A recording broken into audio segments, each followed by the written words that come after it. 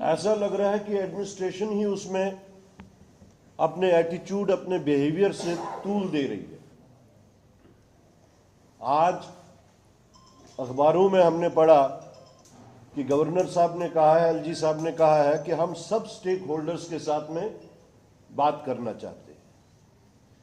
पहले तो इसके बैकग्राउंड में हम जाएंगे कि 27 नवंबर को ऐसा ही इशू जिस वक्त वहां उठा, पुलिस की तरफ से ज्यादती हुई, पुलिस की तरफ से वहां पे जो एजिटेटर्स थे, प्रोटेस्टर्स थे, उनके ऊपर लाठीचार्ज हुआ।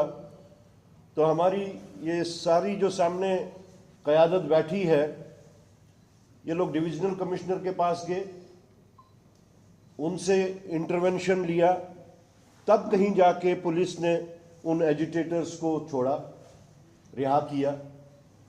और उसके बाद में हमसे बात करके ये लोग जब वहां गए, रास्ते में फिर से उनको रोक दिया। बावजूद इसके कि इंटरवेंशन डिविजनल कमिश्नर की लेवल का था, लेकिन रोकने का कोई जवाब नहीं बनता था उस वक्त। फिर से गवर्नर, ये डिविजनल कमिश्नर को इंटरवीन करना पड़ा।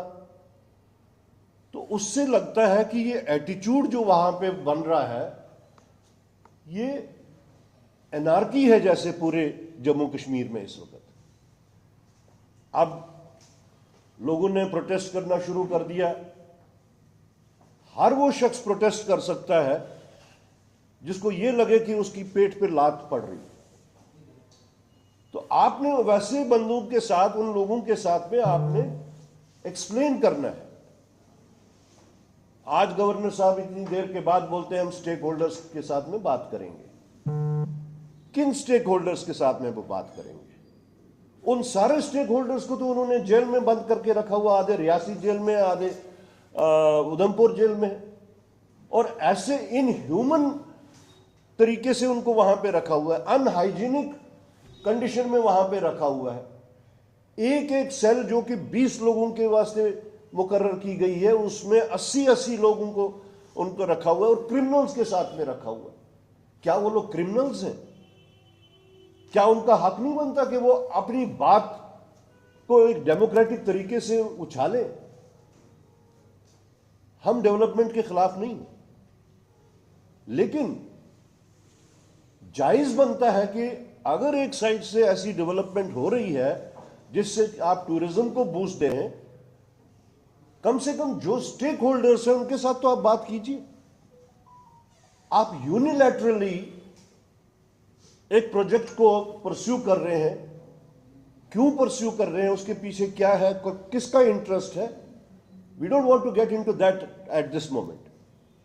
लेकिन जिस तरीके से आपने वहां पे एक एनार्कियल एटीट्यूड वहां पे लेके, हेजिमोनियल एटीट्यूड लेके, वहां के लोगों को आप, वहां के एजिटेटर्स को आप ऐसे ट्रीट कर रहे हैं जैसे वो क्रिमिनल्स हैं।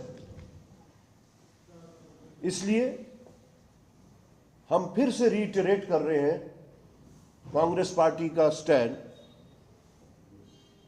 कि जितने भी स्टेक होल्डर्स हैं उनके साथ में बातचीत होनी चाहिए, लेकिन उससे पहले जो लोग पकड़े गए हैं, जो लोग गिरफ्तार हैं, उनको पहले रिहा किया जाए, तभी आप स्टेक होल्डर्स के साथ में जायज तरीके से बात करेंगे।